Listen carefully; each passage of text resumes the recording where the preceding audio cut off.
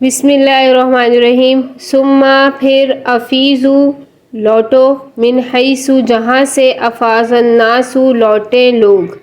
واستغفر اللہ اور بخشش مانگو اللہ سے، ان اللہ بے شک اللہ تعالیٰ غفور رحیم مغفرت کرنے والا رحم کرنے والا ہے۔ اللہ تعالیٰ اس آیت میں فرما رہے ہیں کہ پھر تم طواف کر کے لوٹ جاؤ جہاں سے لوگ لوٹیں اور اللہ سے بخشش طلب کرو، اللہ مغفرت کرنے والا رحم کرنے والا ہے۔ اس آیت کا شان نزول یہ ہے کہ قریش عرب جو بیت اللہ کے محافظ تھے ان کی ایک ممتاز حیثیت تھی، زمانہ جاہلیت میں بھی وہ اپنی ایک امتیازی شان رکھتے تھے،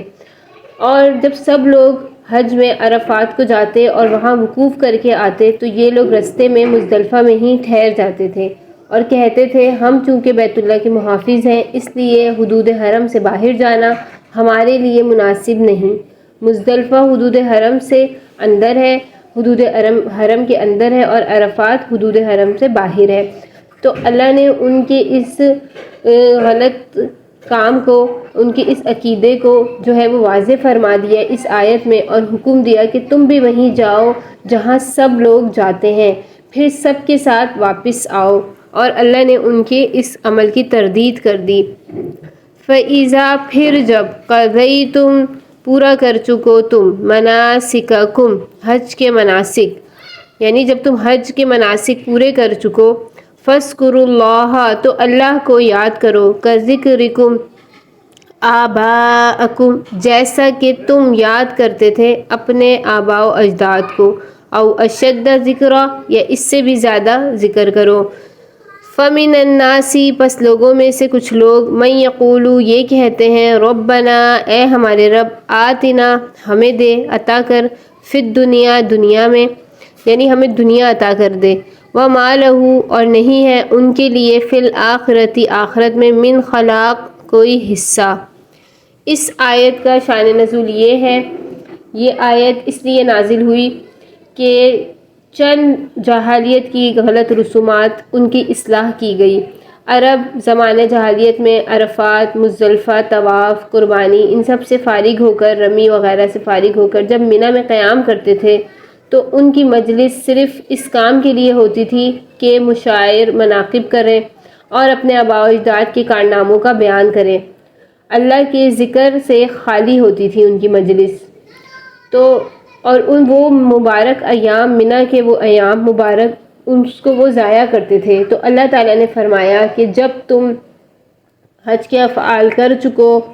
اور منی میں قیام کرو تو اللہ کو یاد کرو اور اپنے آباء و اجداد کو چھوڑو، اور اتنا یاد کرو جیسے ان کو یاد کرتے ہو، بلکہ اس سے بھی زیادہ یاد کرو۔ اللہ نے فرمایا کہ جب تم یہ حج کے تمام مناسک پورے کر چکو تو اللہ کو کثرت سے یاد کرو۔ جب 3 روز منی میں قیام کرتے ہیں اور 3 راتیں بھی منی میں گزارتے ہیں تو اللہ نے فرمایا کہ وہاں پہ اللہ کو کثرت سے یاد کیا جائے۔ حج ایک ایسی عبادت ہے جو عموماً طویل سفر کی مشقت، اہل و عیال، کاروبار کو چھوڑ دینے اور لاکھوں روپے خرچ کرنے کے بعد حاصل ہوتی ہے، اور اس میں کچھ حوادث کا پیش آنا بھی بعید نہیں۔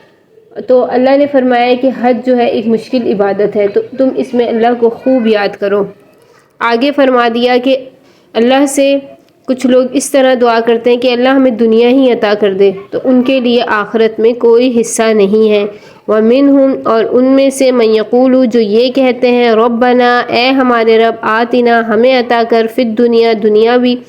دنیا میں، حسنتاً تمام بھلائیاں، وفی الآخرۃ حسنتاً اور آخرت میں بھی تمام بھلائیاں، فی الدنیا حسنتاً وفی الآخرۃ حسنتاً وقنا عذاب النار اور ہمیں وقنا بچا لے، عذاب النار آگ کے عذاب سے۔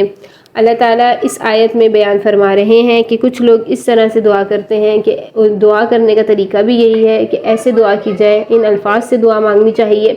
کہ اللہ ہمیں جو ہے دنیا بھی عطا کر اور آخرت بھی عطا کر اور ہمیں آگ کے عذاب سے بچا۔ اس میں لفظ حسنہ، اس میں یہ جو لفظ اللہ نے ذکر فرمایا حسنہ، تو حسنہ سے مراد تمام بھلائیاں ہیں، دنیا کی ضروریات کا پورا ہونا، عبادات، عقائد کی درستگی، رزق میں برکت، اور آخرت کے حسنہ سے جو مراد ہے اس میں جنت کی نعمتیں، اللہ کی رضا اور اس کا دیدار سب شامل ہے۔ یہ ایک ایسی جامع دعا ہے کہ دنیا آخرت دونوں کو شامل ہے اور دونوں جہاں کا سکون میسر ہے۔ آپ صلی اللہ علیہ وآلہ وسلم یہ دعا کثرت سے مانگا کرتے تھے اور حالت طواف میں اس کا پڑھنا مسنون ہے۔ اور ایک اللہ نے فرما دیا کہ ایک طبقہ ایسا ہے جو دنیا اور آخرت دونوں کے لیے ہی جو ہے دعائیں کرتا ہے، ان کا انجام خیر ہے اور ان کا اجر جو ہے بدلہ ان کو اچھا ملے گا۔ اور جو صرف دنیا ہی مانگتے ہیں، اللہ ان کو دنیا تو عطا کر دیتے ہیں لیکن ان کے لیے آخرت میں کوئی حصہ نہیں۔ اولئک یہی لوگ ہیں، ان کے لیے نصیب حصہ ہے، مما اس میں سے کسبو جو انہوں نے کمایا، واللہ سریع الحساب اور اللہ تعالیٰ جلد حساب لینے والے ہیں۔ یعنی اللہ تعالیٰ جلد حساب لینے والے ساری مخلوقات کے لیے، ایک ایک فرد پھر اس کے اعمال کا حساب، یہ علم سارا اللہ کے ہی احاطے میں ہے۔ اللہ کو جو ہے تمام مخلوقات کے ایک ایک چیز کا علم ہے اور اللہ تعالیٰ اس پر جزا اور سزا فرمائیں گے۔